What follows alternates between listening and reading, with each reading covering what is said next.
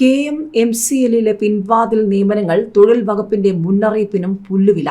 Kerala medical services കോർപ്പറേഷനിൽ വ്യാപകമായി പിൻവാതിൽ നിയമനങ്ങൾ അരങ്ങേറിയത് തൊഴിൽ വകുപ്പിന്റെ കർശന നിർദ്ദേശങ്ങൾ മറികടന്ന് നിയമം ലംഘിച്ചുകൊണ്ടുള്ള നിയമനങ്ങൾ പരിശോധിക്കാൻ തൊഴിൽ വകുപ്പിലെ എൻഫോഴ്സ്മെന്റ് ഉദ്യോഗസ്ഥർ 2 ആഴ്ച മുൻപ് പരിശോധനയ്ക്കെത്തിയെങ്കിലും തുടർ നടപടികൾ ഉണ്ടായില്ല.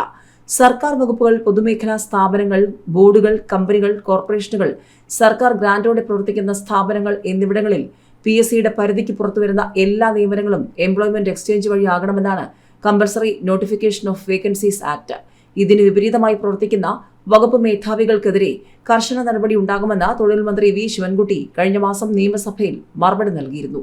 എന്നാൽ KMFCLൽ കഴിഞ്ഞ വർഷം ഏപ്രിൽ വരെ ഈ ചട്ടങ്ങളൊന്നും പാലിച്ചിട്ടില്ലെന്നാണ് ആരോഗ്യമന്ത്രി വീണ ജോർജ് തന്നെ നിയമസഭയിൽ വ്യക്തമാക്കിയത്. കോർപ്പറേഷന് കീഴിലുള്ള കാരുണ്യ കമ്മ്യൂണിറ്റി ഫാർമസിയിലെ ഫാർമസിസ്റ്റ് നിയമനങ്ങളിലും ഈ ചട്ടങ്ങളൊന്നും പാലിച്ചിട്ടില്ല. 70ലേറെ ഔട്ട്ലെറ്റുകളിലായി 502 ഫാർമസിസ്റ്റുകളാണ് കാരുണ്യയിൽ ജോലി ചെയ്യുന്നത്.